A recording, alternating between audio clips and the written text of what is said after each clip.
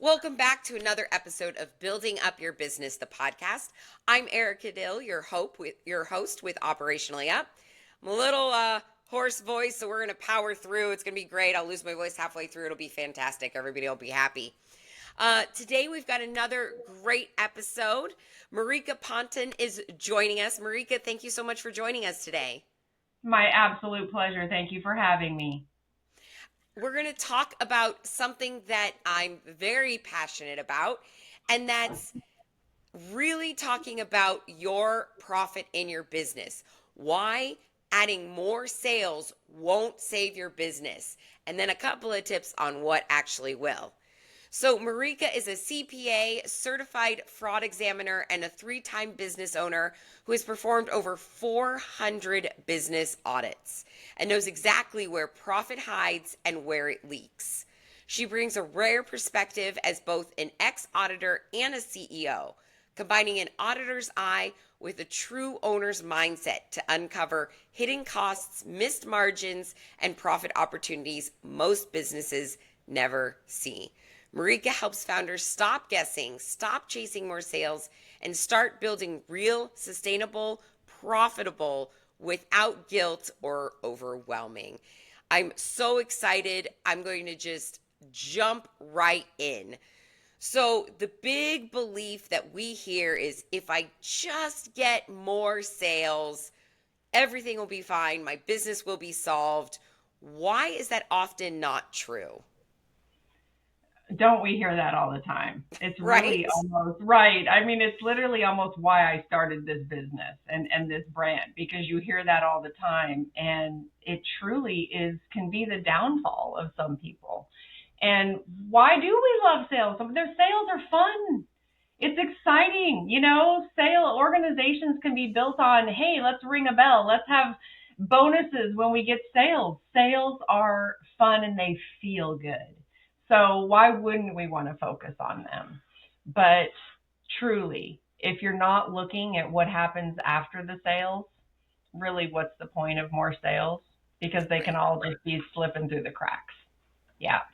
It's the Absolutely. reality on the other side.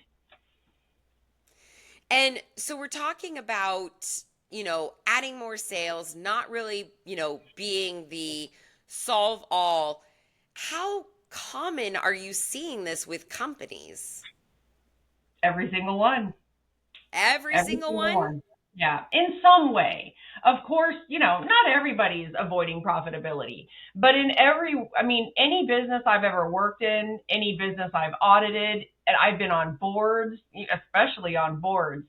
I remember telling one, board entity of everybody on the executive committee, hey, what if we not worry as much about getting donations, but we tighten up, we focus on how we're spending? It's like increasing sales without having to get sales. And it was mind boggling. That like sat there like a ton of, they looked at me like I was an alien.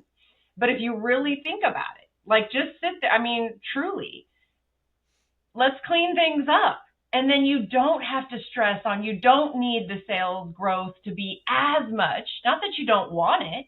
Great Right. if you get it, but we don't have to stress on, okay, we need to get this year. Let's make sure everything else is tight and Yeah. being spent efficiently. It's oftentimes not that we need to spend less in everything, but as you know, tightening up operations and how we're doing things and being efficient in different areas, it's like a boost to sales. Right. Yeah. Well, and on another episode, we talked about time value of money. And, that's a very clear cut way to look at how can we make our money work for us that doesn't require just adding sales. Absolutely. It's everything. It's the core of my entire coaching. It really is. Let's just be realistic. Of course, we want sales. We all want sales, and we should have sales goals. But let's not waste those sales with not understanding what's going on down in the guts of the financials. So, speaking of guts of the financials, what's really going on behind the scenes when companies are feeling that stress and are being cash strapped even though they are increasing sales. Yeah. I mean, first thing I see is, and this goes all the way back to the auditing days in public accounting, what is your reporting process? How are you Mm, getting your financials? How timely? How accurately? What is the workflow? Who are the people in the roles? Do you have the right experience and knowledge and expertise at a level that can give you financial information for you to be able to make timely and accurate decisions with? I would say that is number one. And that's where I always start. I want to understand what's going on with the reporting. Because even for things like your operations, that there's no line item, on the financials that are operations, but right. it affects everything. And if you're not getting those financials timely and prepared with knowledge and expertise, that's where it is. That's the real issue there as a starting point. Well, and I love working alongside financial people just like you, because when I do get that reporting, there's a lot of times that I can look at that reporting and I can see a number and I could be like, this is a What's problem that? and this is where we need to focus our energy. Yeah, But I can't do that unless I have good reports and good data to actually see those 100%. numbers. 100%. And that's where they got to start. I don't care if you're, 100,000 a year business or you're a $20 million business. Your financial reporting accuracy and timeliness is a key to everything. And just like you said, you're not a CPA, but you know enough and you have the knowledge to be able to look at financials and see a line item that's out of whack. And that's what I want for all my clients. But if they don't have that report, they're not Right. going to We're ever see lost. it. We're lost. And often then the next piece is, they're avoiding that because they don't want to see because, oh, we got this, we hit the sales this month, so we're all happy. We're all, excuse me, we're all happy and excited because we hit our sales goals. But then why are we struggling to make payroll? Right. But you got to Right. face it. You got to face it. And the financial reporting process and workflow is the first place. That's interesting. Your cough must be. I started the cough. We're Now you're. sharing it. Yes, totally, totally. I Um. get excited So when I start talking about this, so I guess it makes my mouth dry or something. right, right. You're inhaling so much oxygen. You're so Yes, excited. yes. So we're talking about. You had mentioned that people were avoiding the numbers. Do you ever have to work with business owners to work through, like, why are we avoiding? Why is it important not to avoid? How you do that? It's really, well, I said, seeing sales was the reason I started this, but really the avoidance of all of these things is what inspired me to create this business because Mm, I saw so many business owners, founders, leaders not facing the facts because they weren't educated, they were scared, and they just wanted to focus on the fun stuff, and they went out of business and lost a lot of money and lost life savings. I've seen it over and over again. And I don't want that for people.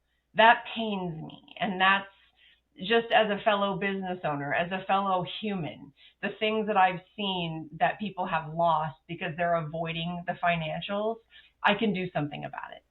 And that's it. So, yes, to answer your question, everyone avoids something.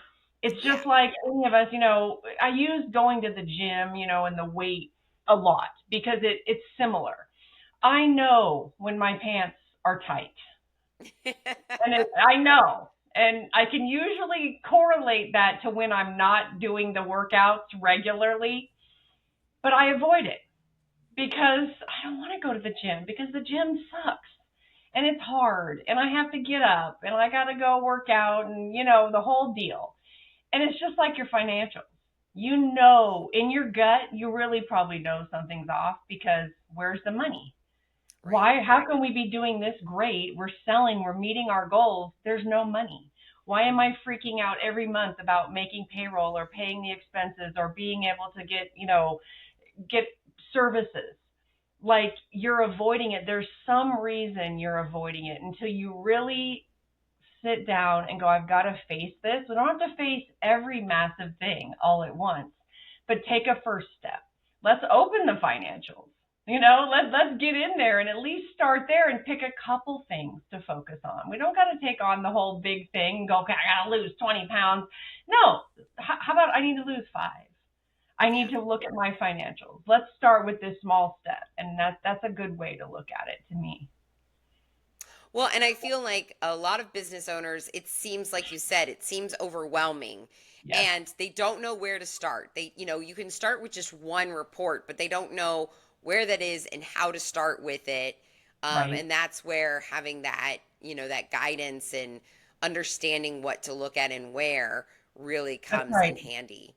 So, if we're Absolutely. talking about reporting being the first thing that you go behind the scenes to look at, what's number two that really helps to understand where that money is being lost? Yeah, that's a great question. And I would say it's just kind of this is a good standard answer. It depends on the company. And Okay. that's why with what I do, it's very customized to the company. And in my one-on-one coaching, every industry is different. Every industry is going to have different metrics, different concerns. But then I would say in general, the next place I would start after we kind of get that settled and where I can work with what they've got going in the reporting is we would run an industry report, which is Mm, where we can take their industry code specifically, which is so valuable, and pull a report that compares their numbers and their metrics to their competitors in that exact industry code. wow. And you can then drill it down to region, or state or however you want it. But oftentimes, just seeing that in black and white, you can't avoid it anymore because you can see, okay, this competitor, and so oftentimes there's hundreds of competitors in that code, which is nice. And you can say the average they're spending on marketing, this one comes up all the time, is let's say 3% of revenue they're spending, and this company is spending 0.5, Mm, and we wonder why things are flat. And so let's just look at black and white comparisons to your industry. It doesn't have to line up exact. Every company's different. Every, sure. flower has different things, but some basics, averages, it's a nice comparison. And that's been a great kind of secondary piece to dig into because it's straight up black and white numbers that are based on actuals of those companies. Well, and how crucial is it to be able to look at similar companies in your industry Yeah. and what they are spending? Yes. I know that, when I'm dealing with consumer goods companies, there's some standards about how Right. much your cost of goods should actually be. And if you're Mm-hmm. manufacturing, like what is the labor breakdown? Right. But like you said, marketing, what you should be spending on marketing per industry is super important. The other one that I can think about is how much you're spending on finance admin Yeah. and customer Right. service admin. What? Customer service? Yeah, right? No, I hear that all the time. There's nothing there. Yeah. But yes. And even in those ones you mentioned that are, more in your specialty, the metrics even for different kinds of manufacturers, Yeah. that's why having the industry code is just really, really valuable because you can see some pretty decent swings when you get into some of the specialty manufacturers, what Sure. margins and other things can be. It's really, really valuable. And oftentimes in, kind of, I'll use this loosely, but, you know, industries that have more of an old school mentality, they've maybe been around forever, Mm, black and white metrics you can't avoid because these are your same people in your same industry code who probably have a similar vibe. yeah. This is what they're doing. And I think that it shines a nice light without kicking the door down. And it's not just me saying, oh, you're not doing this or you're not doing that. Let's start here and look at like actual factuals compared to yours. How much does it come into play about customer profitability and or pricing of services, and like analyzing if they're making sales on a specific product or specific service.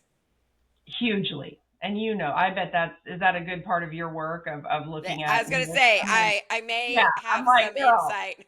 you may. I was gonna say, you speak to that one. But I mean, why we're good partners and people like us are good partners is I can probably identify, looking at the top level things, I'll see profitability is off on this, even though that's where you're putting most of your efforts. What's Yeah, going on there? But I'm not deep diving. That's why we've got to get, you need a team around you for all of this stuff.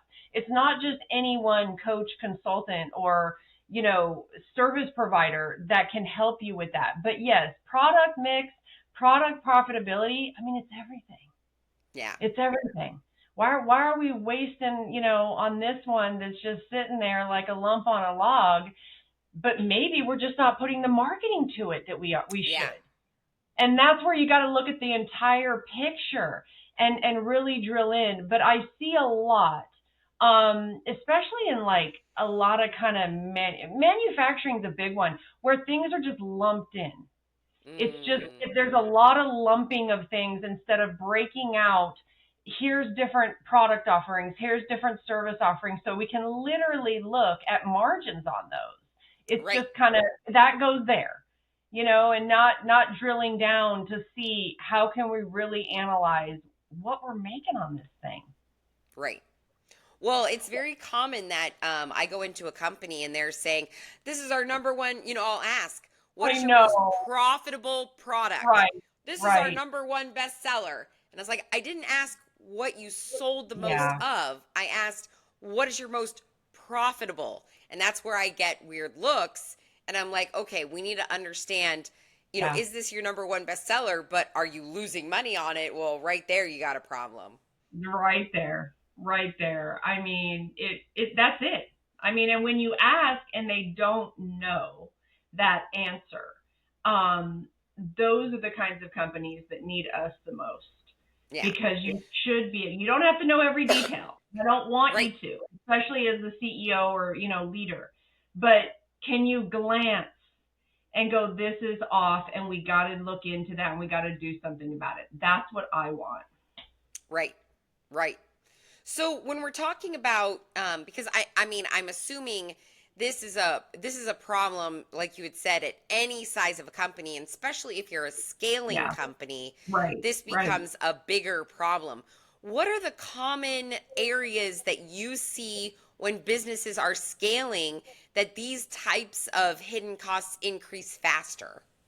Yeah. Um, I referenced a main one before is the marketing, Marketing. and it's often not spending enough. Oh, interesting. People think I'm just gonna roll in there and be like slash this and cut that. I mean, yeah, maybe we may need to do that, but it's not my focus. It's all about profit efficiency. How are we Mm, using things using dollars efficiently? And I can't tell you how many times I go in and the marketing is just like a ghost town. But hey, we're over here spending huge amounts that we don't need on extra people. mm, Let's get some more exposure. I would say that's one is not spending enough, or even maybe it's not even not spending enough. It's not really looking at the efficiency of your marketing spend. yeah. Yeah, it's And I huge. love that you're talking about efficiently spending money. Yes. And where do you put your dollars so you get the largest ROI Right. For your most profitable products. for your most profitable Yeah. product? Yeah. Exactly. Right. Why It is is. it that these business owners are not understanding the margins? What is kind of that contributing factor that's causing them not to look or understand? It's not fun. It's It's not not.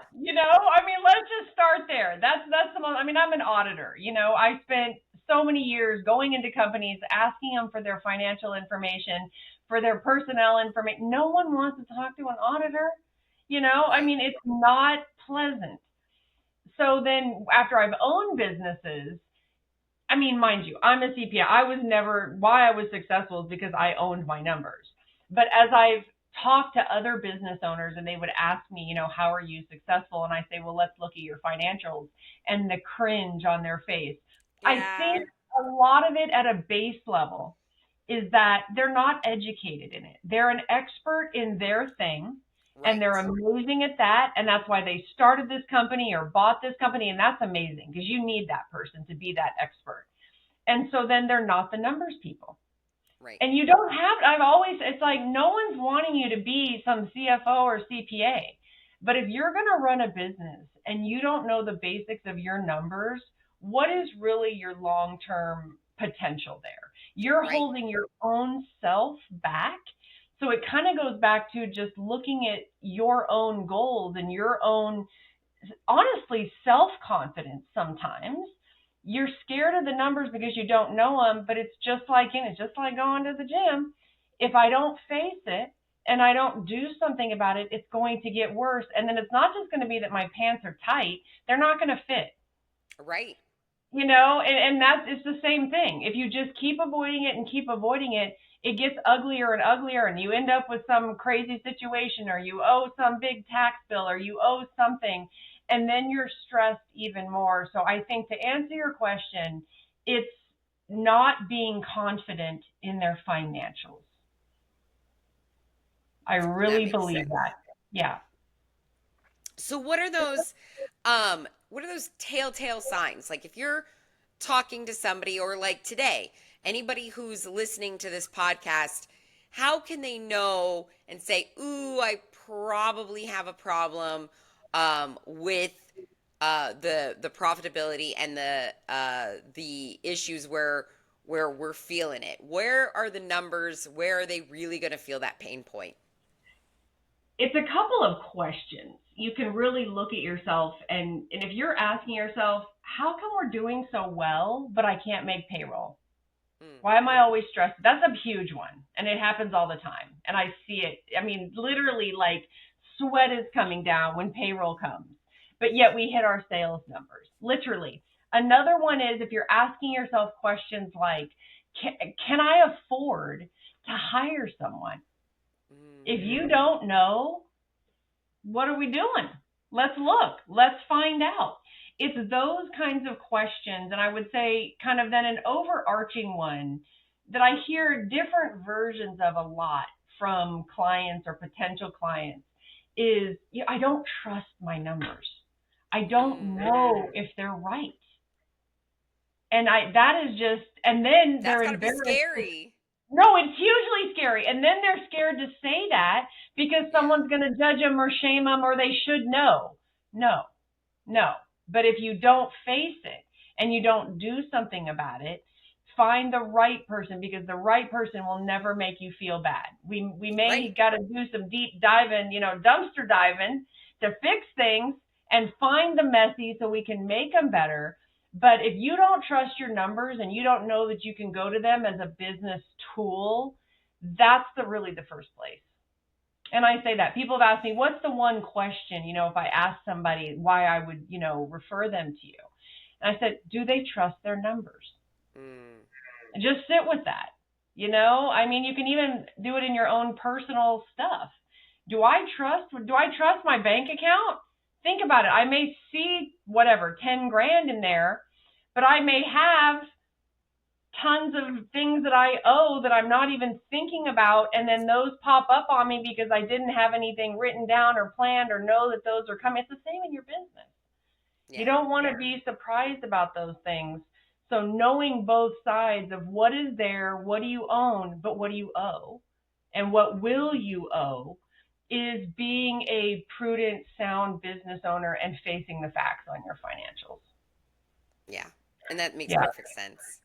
Yep. We're But it talking is scary. about Yeah, Yeah, it's and I absolutely talk about scary. that all the time. It's a bit because I want to just remove shame and judgment from anything around your financials. It's a personal mission of mine because I've seen a lot of coaches and financial type of people make people feel bad for not Yeah. knowing, and that adds nothing to anybody. So that's a No. very, very important to me. Yeah, There's no forward process when you're shaming or making people feel bad. in anything in life.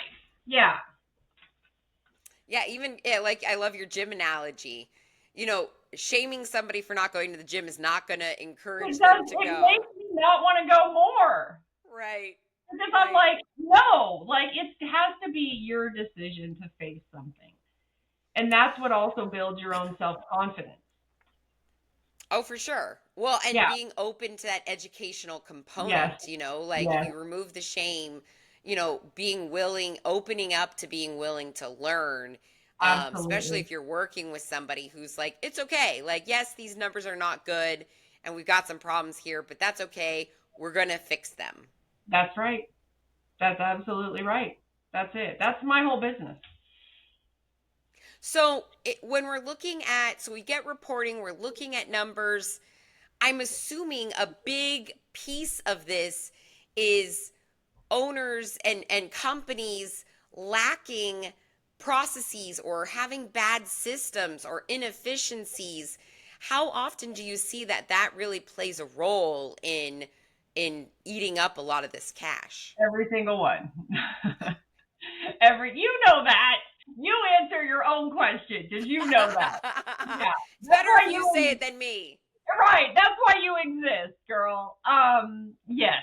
It may not be all of them. It may just be one or two, but what if those are major? I mean, one I go always back to because it was so obvious. It was just the one, we were looking at the marketing spend and the averages were whatever. I can't remember exactly. Let's just say 3%. And they were spending like 0.4 or 5. Why? What is it that's happening there that we're not being efficient, that we don't have a system? And they didn't. There was Mm, nothing. It was just nothing was in place to have any SOPs, to have any plans, to have any workflows. I mean, let's just start there. yeah. Let's start there and identify why that is not happening. No one at the company knew how to do marketing, and Yeah. so they would just avoid it and there was nothing there. But I mean, to go back to I mean, inefficiencies in operations are lifeblood of small business. Like Yep. it's just there and we know it, and people like you are so valuable to come in and help to fix that, make things efficient, which then directly impacts the profitability. Absolutely. Well, and I Yeah. think once you have those numbers, you know, like if you go back to using that marketing analogy, you know, Mhm. if you know that you're spending 3% and the industry standard is 1%, then you can really look at, okay, how do we get that 2% down? Yes. And sometimes it's making that decision of, okay, we need to bring somebody on Mhm. to manage this, but what does Absolutely. that look like to get us down to that 1%? And what are the other things that we need to take away from and that we can really move the needle on to get us down so that we can afford that one person? Because I know a lot of people are looking at their numbers and they're saying, we already spend too much in this category. I can't afford to bring somebody on. But if you look at that opportunity of Mhm. like, yes, you can, because these other metrics are the ones that are out of whack. I mean, I couldn't have said it better myself. I really couldn't have. And I mean, I guess it's kind of something I've coined, profit mindset, because Mm, people, when you hear the word profit, you just think it's like these hard dollars and costs. And yeah, fine. That is the general thing. Like profit is what you keep at the end of the day in dollars. But the profit mindset isn't just about dollars and numbers. It's about, let's really think, efficiencies and inefficiencies in business affect profits so deeply and directly, and we kind of gloss over it sometimes because it's not a dollar. that you're Right. assigning it to. You're not like, oh, okay, I can see I lost $50 there. It's the inefficiency of time, management, resources, softwares that are outdated or inefficient or not right. That is all profitability. It all is. It's all related. Well, and I think business owners are more, and I want to get back to the mindset thing because that was actually my next Okay. question. Okay. But I think a lot of business owners are afraid to spend money on things that are not revenue generated. They Right. see it as just another Right. cost. But what they Hmm. don't see it as is a way to reduce your costs so that when you do generate money, you're keeping more of that and gaining more profit. That's right. Let's go back to that nonprofit example I started with. If Right. we look at the efficiencies in your costs and expenses and your P&L, the guts of it, it's like, and you tighten something up and something runs better or is more efficient and you get more out of it, you're giving yourself more revenue Right. because you're keeping it. And that's the mindset. It's just a shift in thinking.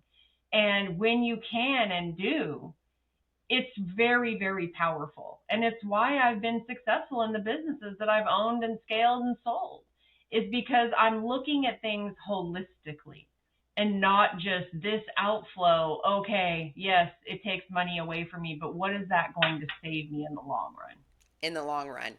And Yeah, that's actually that was my question about is that what is that mindset shift that needs to happen in business owners to really understand that.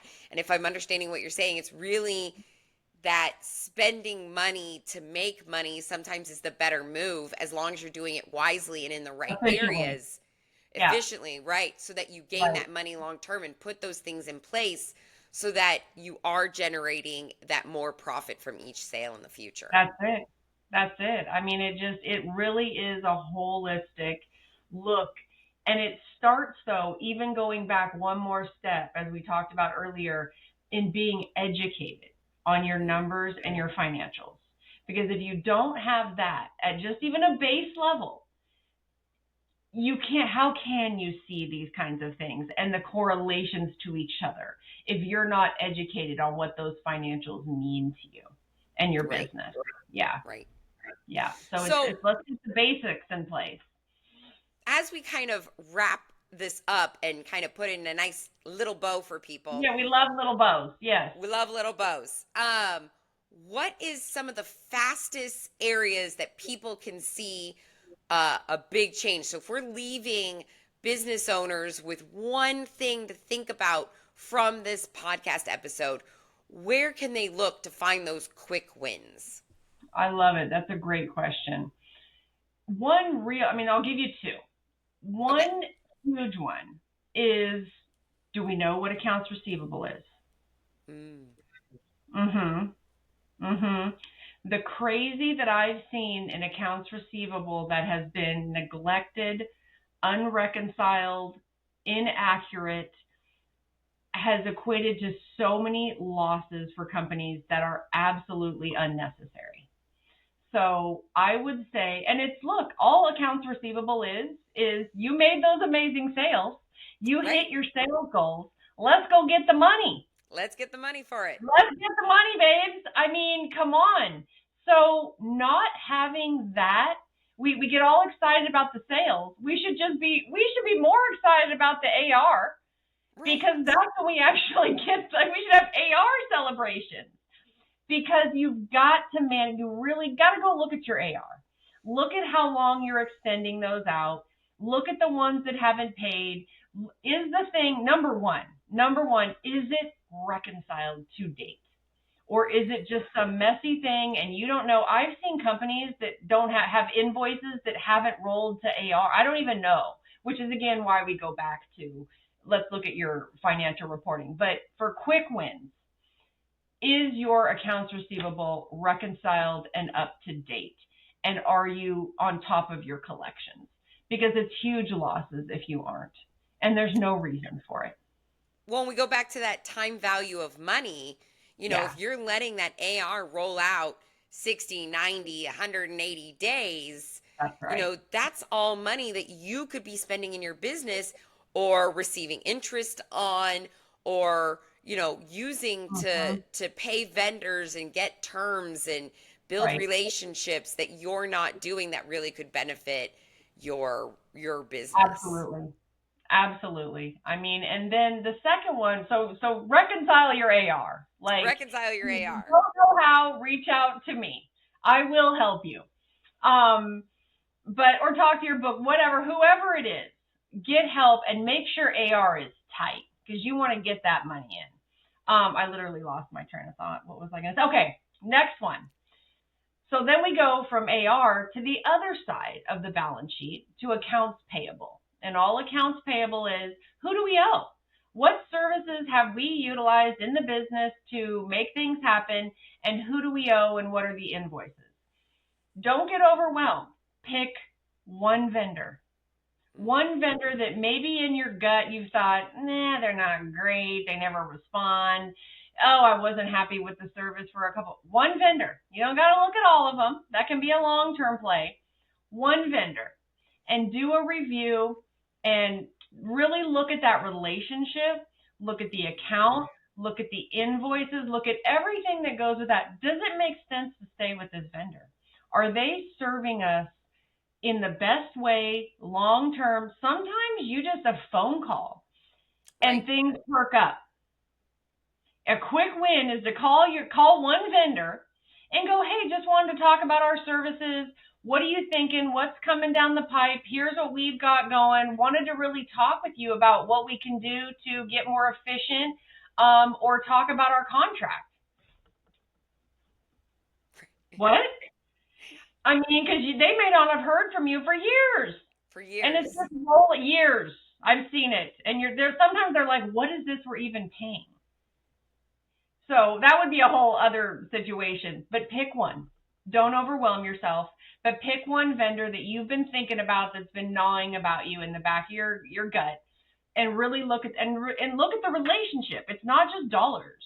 Is this, do they maybe send you other, referrals? Are they just so long term that you don't want to lose that relationship? Are they connected to other vendors? You got to look at the whole thing, but that is absolutely worth doing, and it can be a very quick win with that call. Yeah. Yeah. I love it. And I think the AP and the AR business owners aren't focusing on because it's not Yeah. sexy. It is And so unsexy. Yeah. But it's the dollars. I mean, it's the that's where I'm like, dollars. come on, people, we got to make AR and AP sexy because it's how things happen. It's the reality. It's not just that vanity of looking pretty.